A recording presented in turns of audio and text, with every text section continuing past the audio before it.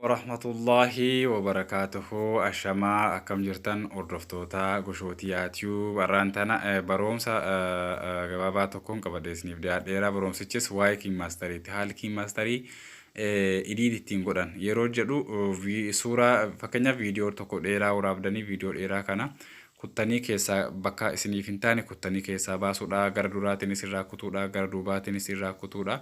Haalatti isin kana irraa kuttaniin gabaabseen isin barsiisa obboloota koo.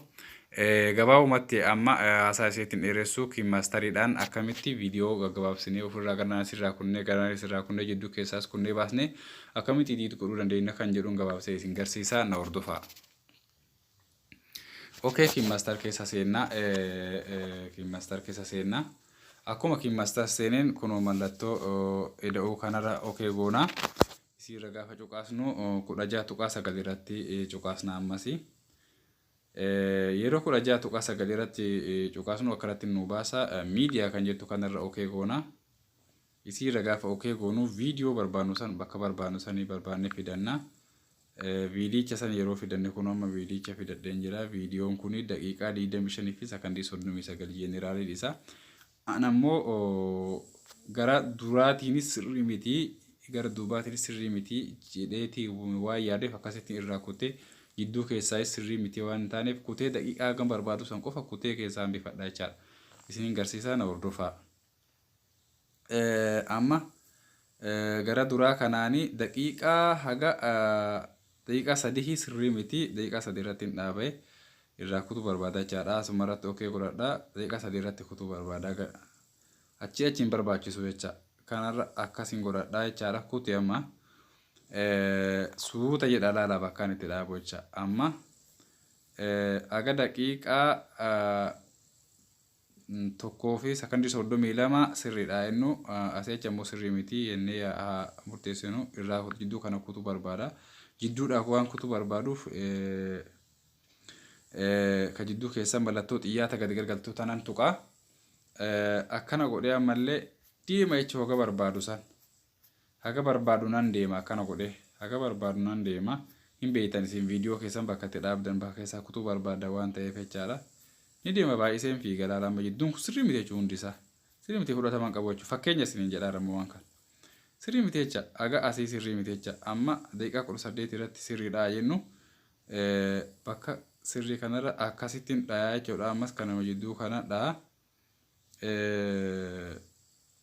Akkuma akkasi dhayeeni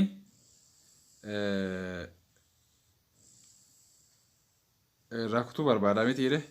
Amma waan kutuu barbaaduuf jechaadha. Isa kana akkana godhee bakka kana dhayee kana jechaadha. Dileetiin asiin dhaabee jira. Dileetii kana tuqa. Viidiyoo fixee ilaal viidiyoo hunda amma daqiiqaa 5 bicha deebiseera.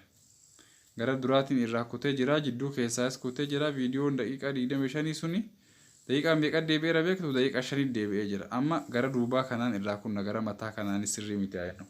Akkana buutanna ammas isas. Akkana buutanna. As keessaa daqiiqaa tokko qofa fudhadhaa baqqaa. Daqiiqaa tokko qofa kalaas daqiiqaa tokko nuun ga'uu barbaadde. Daqiiqaa 50 ga'eera amma. Gara duubaa kanaan kutaa jechuun gadi kun sirrii miti. Kunoo isas gara duubaatis kuteen jira. Kuteen jira. Dabarsee isas daqiiqaa meeqatu hafee sakandii 50 hafee amma fakkeenyaa jechuudha. Kana fudhatama na bira argate jechuudha daqiiqaa sakandii 50 kuni. Amma maqaa barreessuu barbaanna waan ta'eef liiyar kan jettu kanarra okay godhannaa qubeetaa kanarratti yeroo dhooyinu akkana nuu baya. Kunoo akkanatti kakakaka maqaa barreessine jechuudha. Waan barbaannu san barreessine jechaadha. Qubee kakaayii kana barreesseen jira. Akkuma isa barreesseen kunoo as keessaa kan barbaadan feeta filachuu dandeessu as keessaa jechaadha. As keessaa ammaan kana filadhee jira. Kana keessaa kanuma ta'e tokko bakka kanarratti ammaan kana filadheera jechuudha. Akkanatti harakaata gooti jechuu isiin tunni. Isiilee tanniin keessa harakaataatu jira jechaadha. Ka harakaataa kana akkanatti kunoo akkasitti dheereffatta yoo dheereffachuu barbaadanis yeroo taphachiiftan ammoo waan daleedan kana kunoo qubeen ani barreesse sun akkana socho'aa jira. Argitanii akkasitti socho'aa jira jechaadha. Qubee kaan kun akkasitti barraa'ee jira.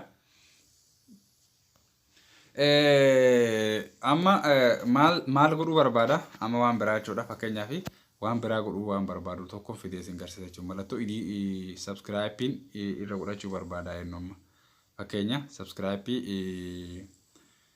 mallattoo subscribe san fidadheetiin bakka qabu sanii fidee irra kaa'achuu barbaada jechuudha bakka qabdan deemtanii fidattan mallattoo subscribe keessanii deemtanii fidachuu dandeessu bakka barbaadan deemtanii fidachuu dandeessu bakka isii qabdan sanii deemtanii fidachuu dandeessu jechuudha isinii deemtanii bakka qabdan sanii isii san fidattanii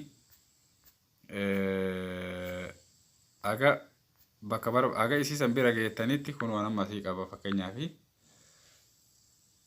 fideen jira okay kun amma mallattoo subscribe jechaadha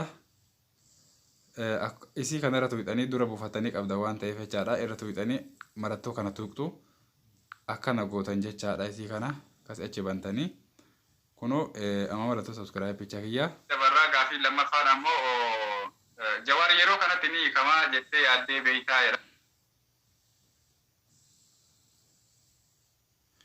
Bulee duubaa san illee irraa balleessee jira jechaadha amma bulee duubaa san irraa balleessee jira fakkeenyaaf isii kanallee bakka feetan kaachuu barbaaddu jechuudha fakkeenyaaf viidiyoo kanarraa sagalee gadi qabuu barbaade fakkeenyaaf ammaani viidiyoo irraa jechaadha sagalee viidiyoo gadi qabuu barbaade nan barbaachifne waan ta'eef jechaadha okay kastuu gadi qabee jedhama sagalee viidiyoo jechuudha subscribe kun dhuftee achi teesseerti akka feetanii kaa'atan isin suuta jedha laala kunoo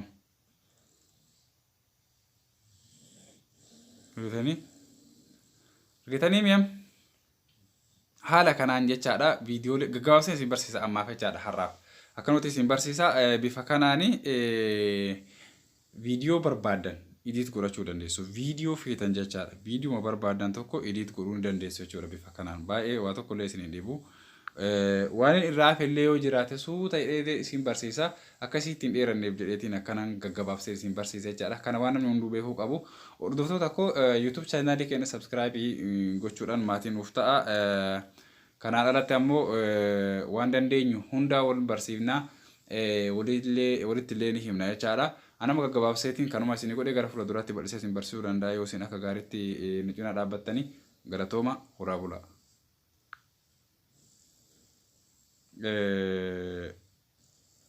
edit godhee isin garsiisa jidduudhaan dhiifama isa san jechaadha kanatti tuqaa isii kanarran tuqaa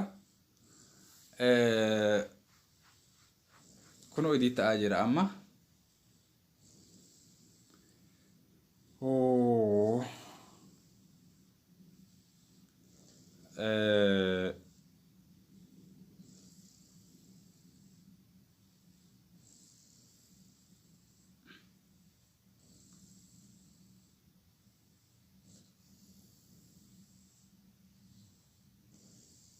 deemaa jira obsaan nu eegaan isiniin jedha edit godhee isin garsiisuudhaaf malee ani haalicha isin garsiisu fixeen jira garuu edit godhee tanan isin garsiisuudhaaf jechaadha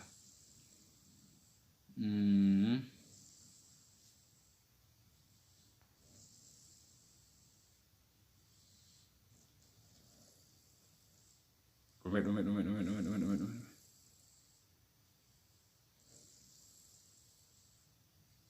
okay dhumatee jira edit ta'ee dhumatee jira viidiyoon kenna edit nuuf ta'ee nuuf dhumee jira jechaadha gara keessaa seenee isin garsiisuu danda'a barbaachisaa ta'ee viidiyicha isin seef godhesanii kanaafuu haallichi viidiyoo edit ittiin gootanii haala saniini jechaadha kanaafuu obboloota koo suuta jettanii yoo laaltan haalichi sun isinii gala jedhee yaada yoo isinii galuu baate ammoo yeroo biraatittiin itti deebi'ee suuta jedheen isin barsiisuu nan danda'a jechaadha viidiyoon reefuu edit godhe suni kunoo as dhufeen jira amma viidiyichi kunoo as dhufeen jira asitti viidiyoo kunoo akka argaa jirtan kanatti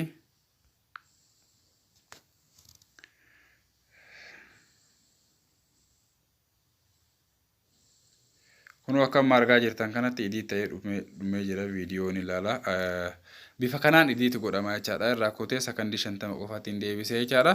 Haala kanaaniin viidiyoon idii ta'uu danda'a. Isiniin jedha obboloota koo.